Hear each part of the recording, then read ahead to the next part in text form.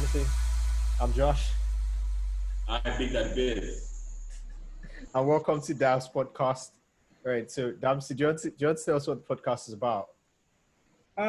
Just three tech guys, developers just coming together and just gisting about stuff, life. Yep, life, tech, Culture, all that stuff. Married Sometimes life. That's what's up, man. That's what's up. Ignore the Google boy. He's That's what's up. We do. All right, yeah. So right, cool. yeah, what So do you do? What do you do? All right, so today we have a cool show for you guys. We've got a few topics we're going to be dealing with today. So the first topic is iPhone SE versus Pixel 4a versus the Oneplus Nord, which is the ultimate sort of mid-range budget phone, right? So, of course, personally, I'm team iPhone always, right? No argument. And I think Damisi, what team are you? Oneplus Nord all the way, man. Oneplus Nord all the way. And we've got Bez, the Google boy.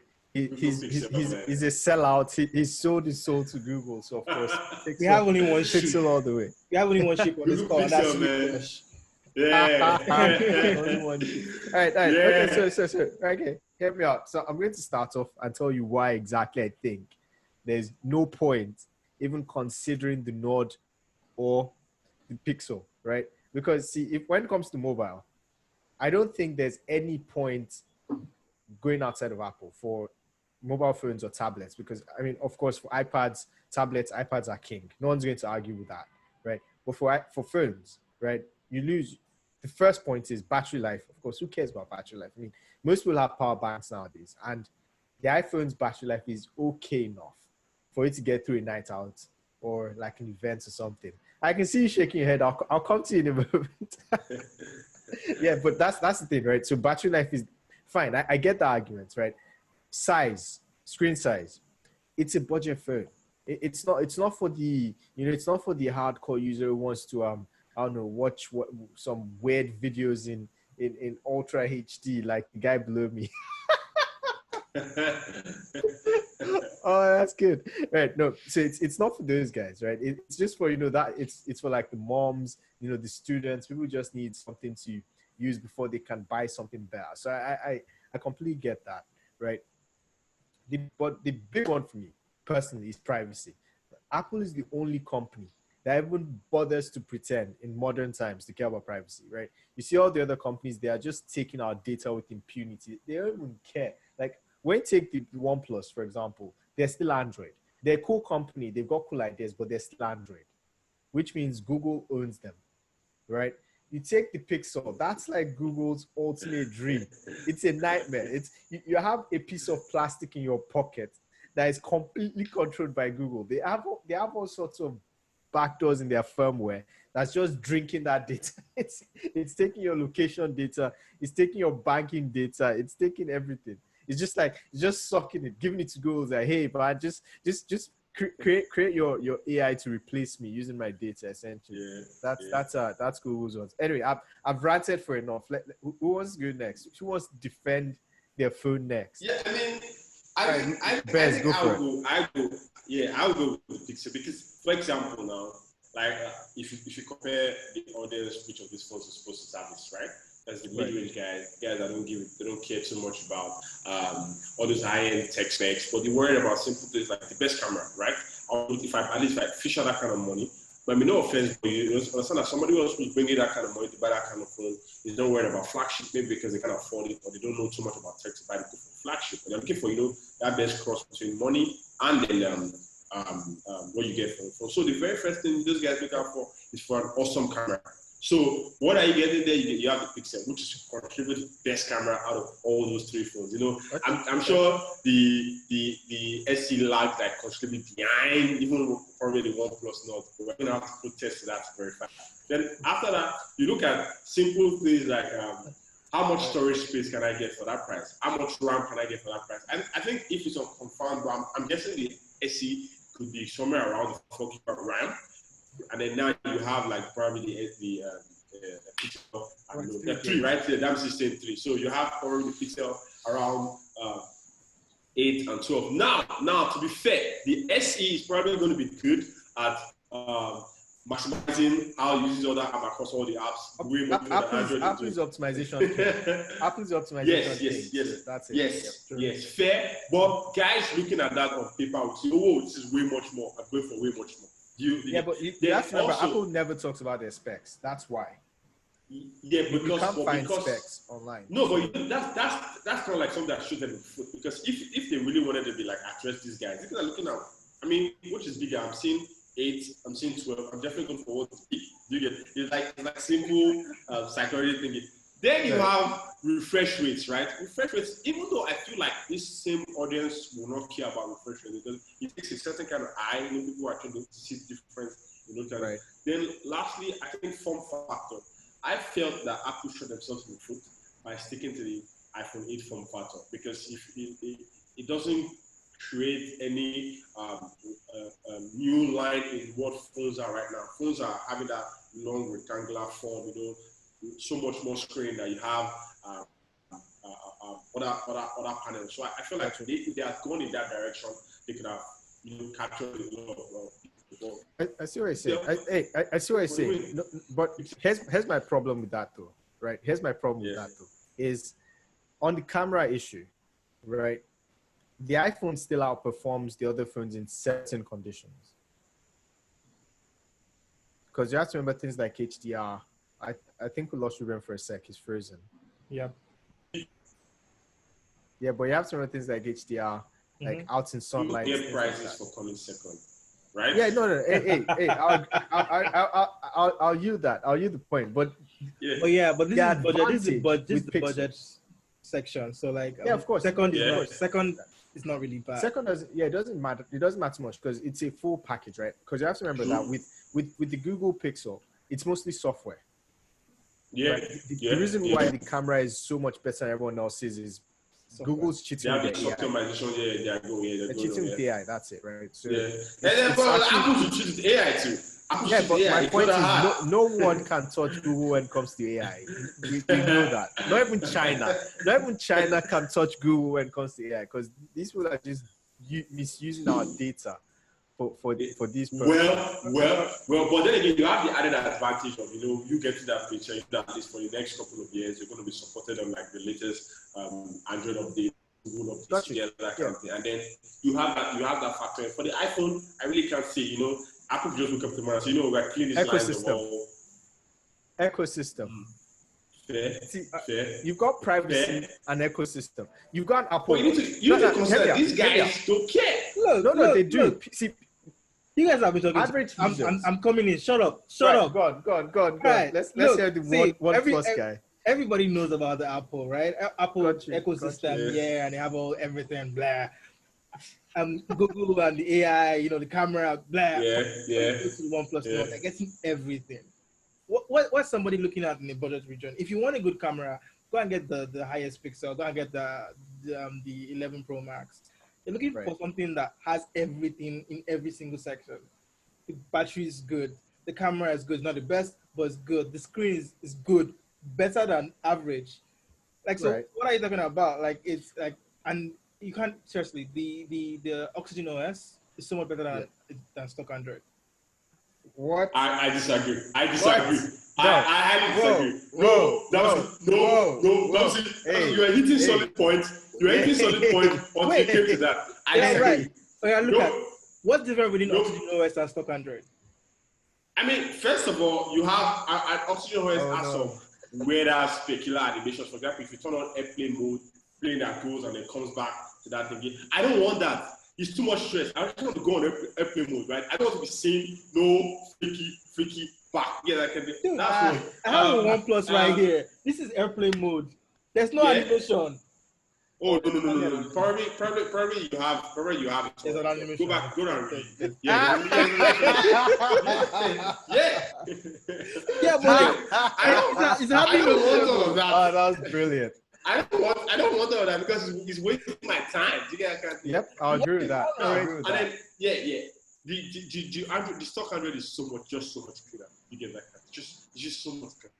Yeah, I don't want any of that. So, Right. Damisi, I agree with most of all your points. One question for you, Damisi. Right? Yeah. The only argument OnePlus used to have was price. If we're being fair, that was the only argument. But then, price, value for price, value for your bang for your buck. That was the only argument. Because when it comes to everything else, like Reuben said, second place, no prices, right? So it comes to Android. When it comes to picking the best Android OS, they're second. Because Pixel has the better Android experience. It's clean Android, right? Yeah. When it comes to camera, at best they're second. That's if they can beat the SE on every category. But at best they're second because the Pixel would crush it on camera, right? When it comes to price, they're more equal now. That's because everybody else is cheating. Hang on a minute. Let me finish. Do you know where they really cheat too? Yeah, exactly. Cheats as well. Do you know where they really lose? Ecosystem. See, the Pixel has, you've got the Pixel buds, you've got the tablets, you've got all those things that Google's bringing out. You've got the Chromebook. You've got all these things you can actually use your Pixel with. But the OnePlus has nothing. You have to use OnePlus with your Mac or with your Windows PC, like some sort of peasant or something. It's like, you get it. It's just not right. But then again, I feel like somebody can just come across and then unify all these guys, right? Because, for example, I know that it's pretty hard to use your Apple Watch with an Android device. So it's about the time someone can just come, cannibalize all these things and just make don't worry about what you do. Never seen that, man. Because I feel know why it's not going to happen? If I had the time and I had the reason, I could do that. So what about you can do it. You can do it, but then Apple's going to block it. Apple's going to block it. Exactly. Google's going to block it. Yes. See, Google's going to kill Android very soon because they're developing their own OS. Yeah, fair enough. Yeah. So when Google's OS is done, Android is dead. Fair enough. Right? Fair enough. Owns Android. What's going on there? Google doesn't own Android entirely. So they still pay royalty fees to Microsoft for some stuff using. Which is why they can't fully sync their evil claws of data collection with Android yet.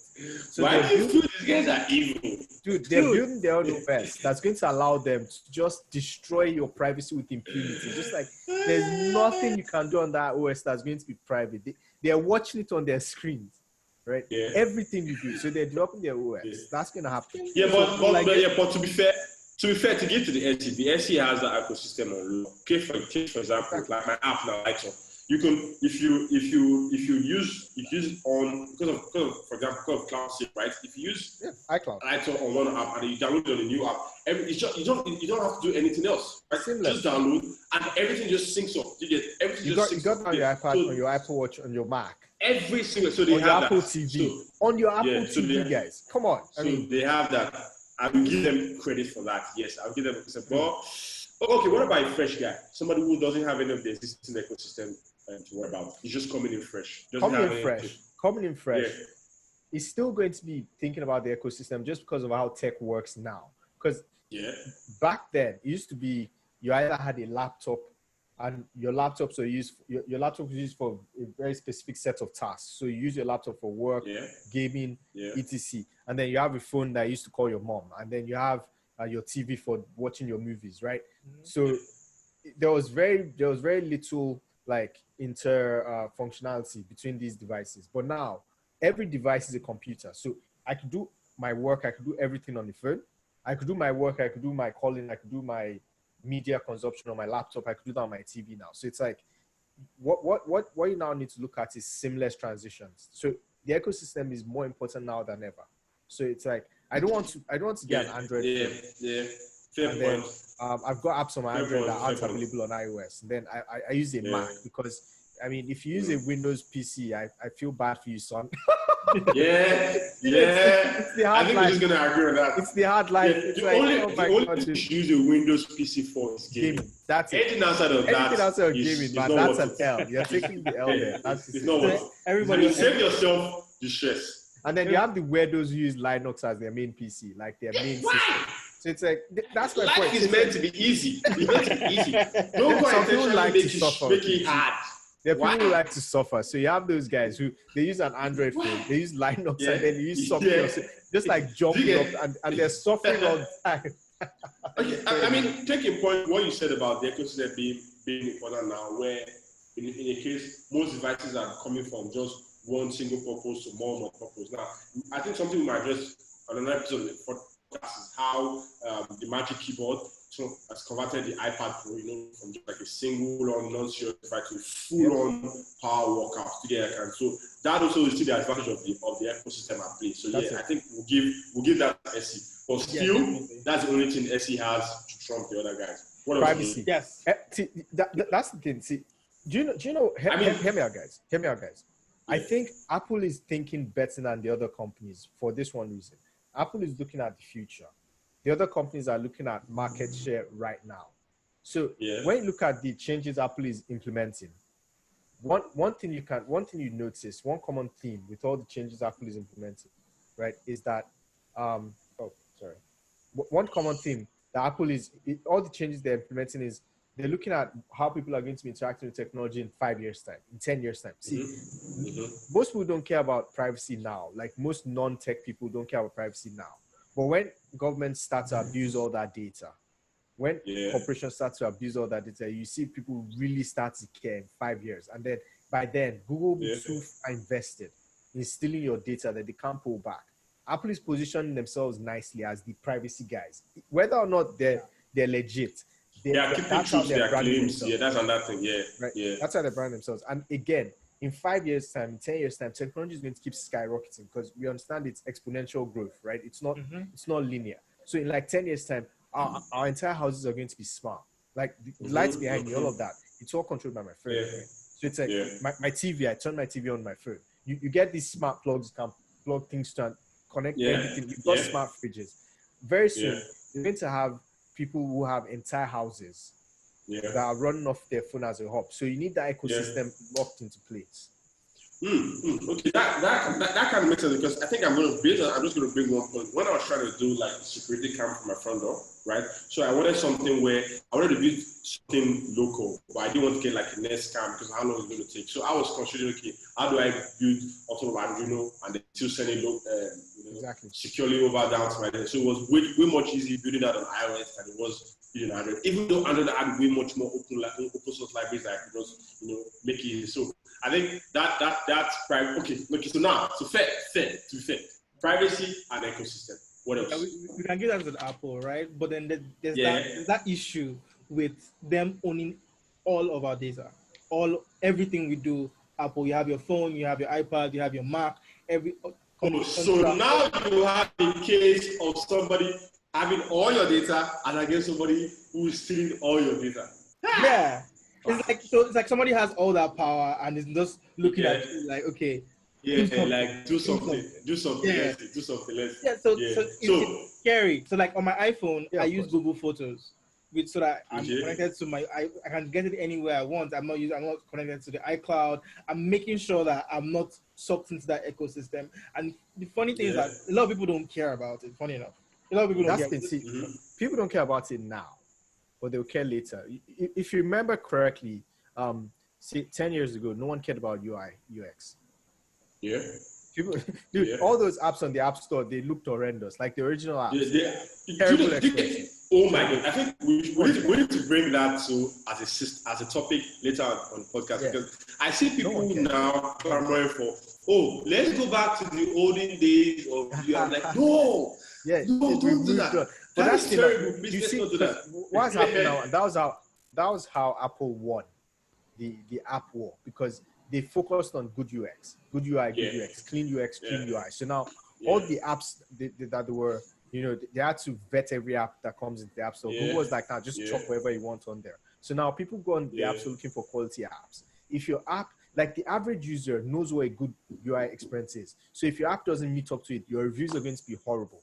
Like they will destroy your reviews. Like, the experience is horrible. These are non-technical people, but they've been trained by Apple.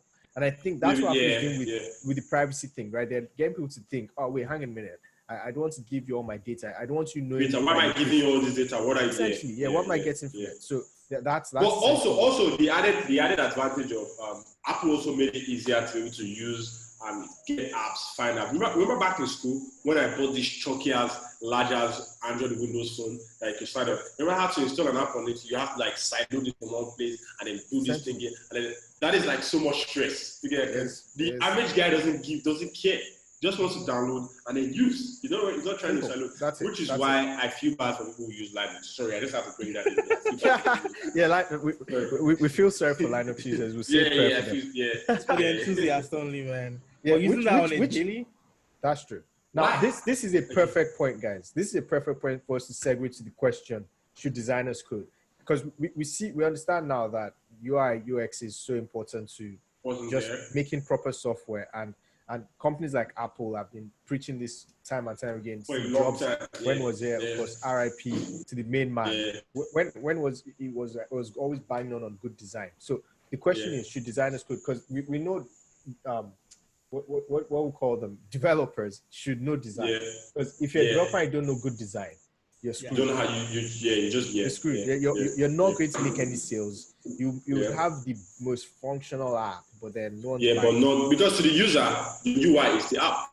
Yeah, and then some random guy that's going to build the same thing, and then just make it more beautiful, and then that's another point. Because if all improvements are always like a better user experience. For example, take Zoom. Zoom was the very first video conference, right? It just made it easy, way much more accessible to a lot of people, and they want to get so fast. So I think that is it. So that brings. I feel like this.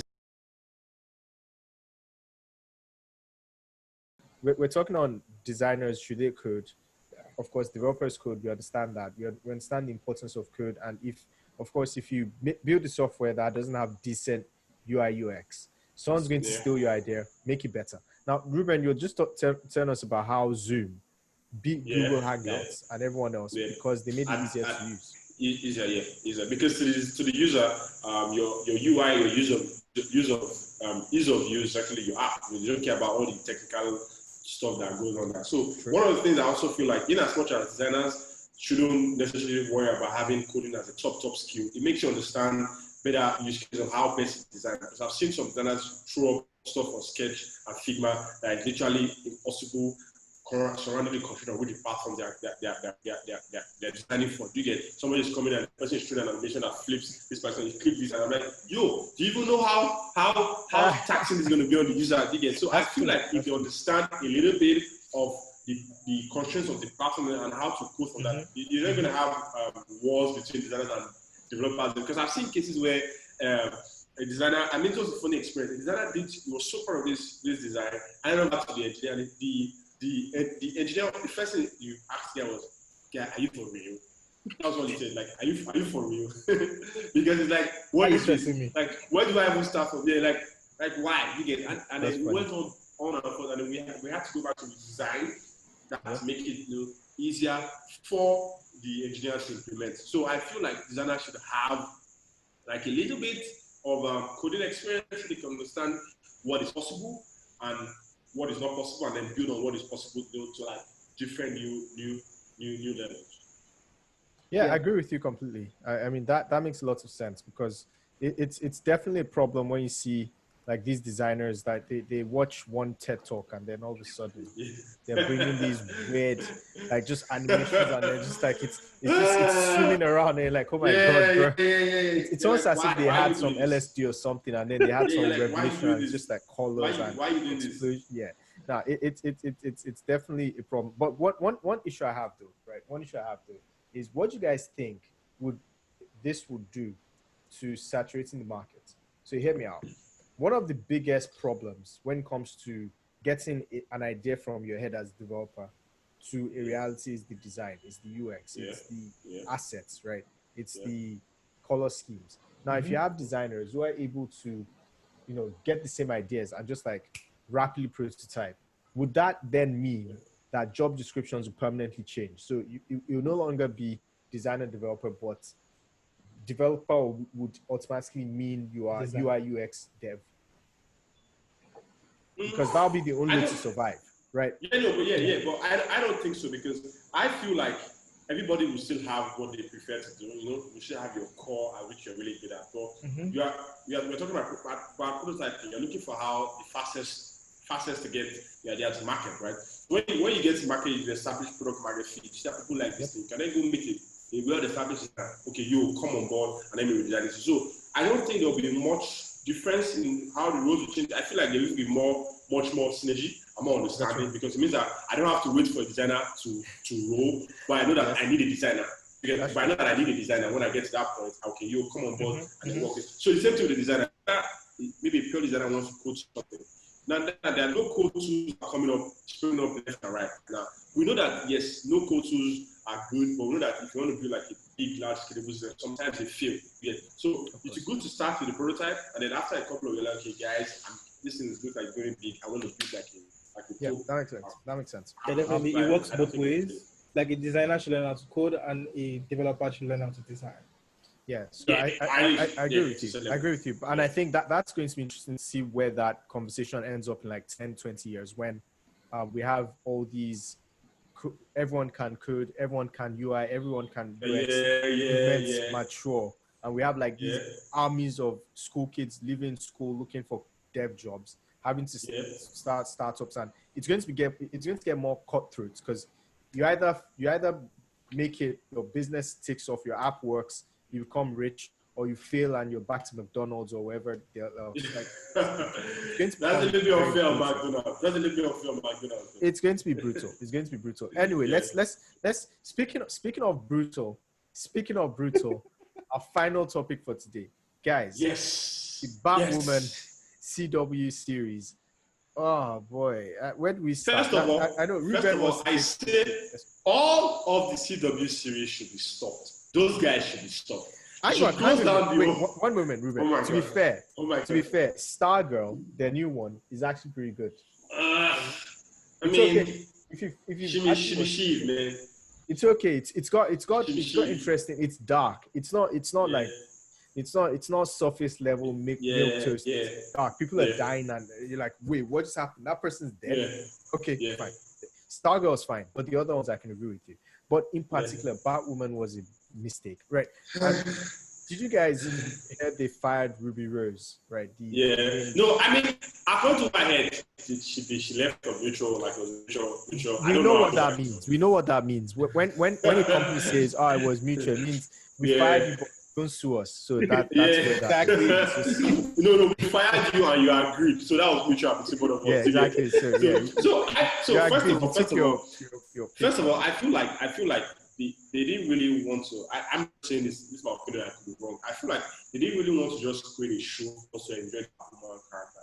They were more or less doing stuff like, okay, how do we pick this so empower the woman character? And it was unnecessary because you didn't focus on giving us a good story. I remember in the trailer, she said something like, I don't want something. I don't wait for any man to set me up. And then you go. That trailer is it. That's trailer. And then you go and design a man's costume, Batman's costume to fit you. Does that make any sense? Yeah, it pissed me off. Perfect and fits a woman. That was funny. You get so I was like, they tried so hard. They reduced even the villains that were on the show. They didn't really like. There's no okay. For example, now I kept wondering. My mind kept going to why is this villain there? What's so right? There was no beautiful story that I told. Now what I'm saying is the same CW made Arrow season 1, which I feel is their best work so far. Yep. I don't know, Josh, remember Arrow season 1? Yeah, it was solid. It was solid. We were dying for the next episode. It was solid. The villains were top notch. The acting was crazy. The stunts were dope. The costume was mess. But then over the years, they started drinking their own Kool-Aid, and then they went to became Flash. So, question: what do you guys think of the decision to cast a black woman as the new Batwoman? Nope. No, they should have done it. But I don't want to speak. I don't want to speak for that because for them say, okay, why they're so vocal about this? Because I think not supporting. Unless they are going to give us a completely new story. No, it's a different. So basically, what I understand is it's a different story. It's a different character. So this Batwoman is not being replaced. She's being retired. So the Kane is gone. Yeah. So this new Batwoman is going to have a new name in the show. She's going to be a different person and like have new relationships with the different characters. But the problem is those writers have shown us throughout season 1 that they have no skill. So no matter what happens, whoever is going to be in this new season, it's going to be more of the same. And it's going to be a lot worse now because they're going to have to talk about race issues. They're going to have to talk about racism. They're going to have to talk about the woke stuff. Take away all the fun from the front and center. Now, one question I want to ask is that, are there any comic resource materials on a Black Batwoman that they can fall back on? Nope. There's no Black Batwoman. So this is them inventing it as they go along. Like, this is going to be Game of Thrones season 8. Yeah, that's pretty bad. They're going to do it on their own. Like, before, dude, season 1 was what they were able to come up with source material.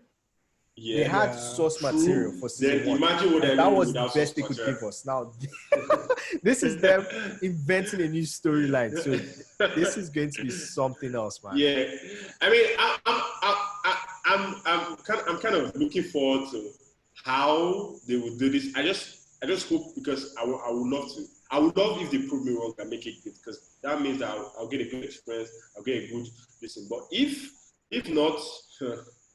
I'll go to them, I told you guys, man, you guys shouldn't have done this. Like, I feel like there's so many characters that they haven't tapped into. See, why can't they just make a TV series about Storm?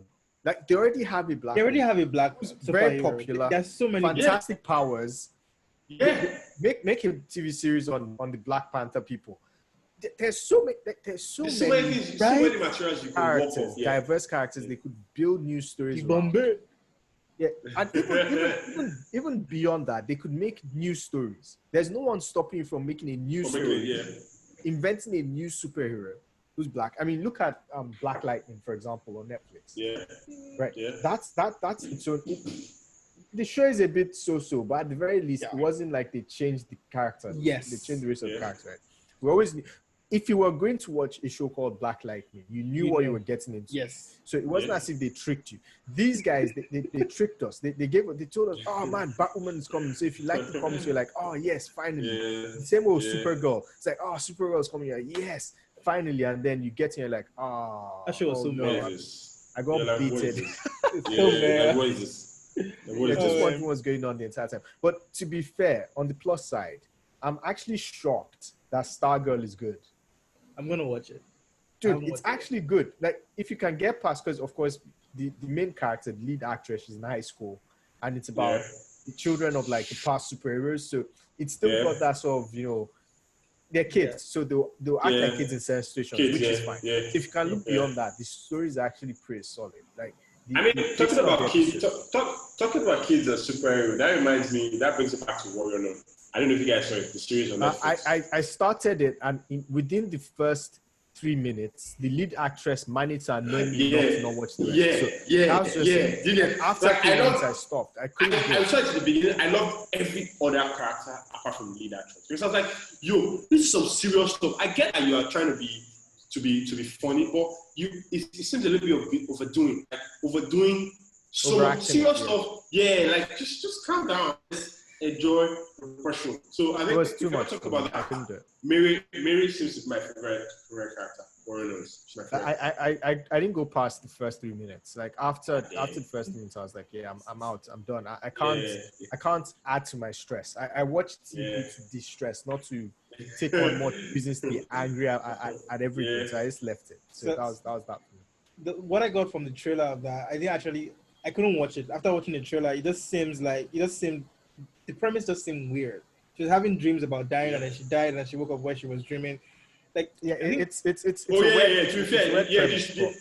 the story is good, but the trailer did not convey that good enough, because I had that same feeling. I was like, okay, so when I was able to just blind myself to that the way the lead character, and then when I saw how the beginning, because one of the things I love is I love how story starts. Give me all the action, do that.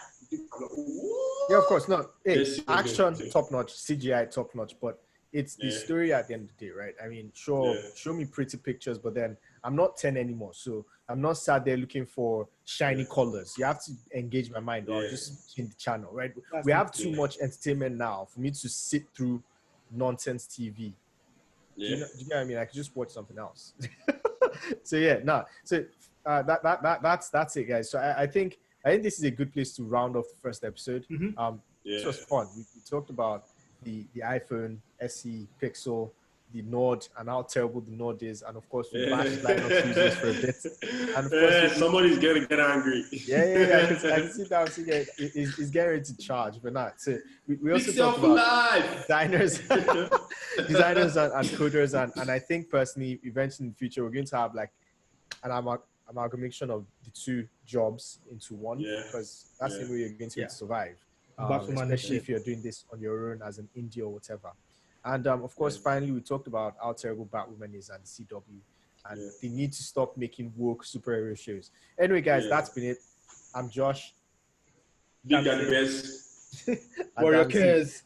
And we're signing out. This was fun. We'll catch you guys next time. Of course, follow all our socials down below: YouTube, Twitter, Instagram, all the good stuff in the description. Leave comments. Let us know what we got wrong. Let us know if you agree with me on the iPhone and all the other stuff.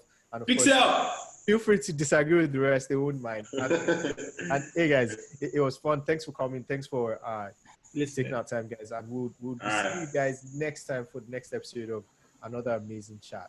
Peace. Peace, man. Yeah, peace.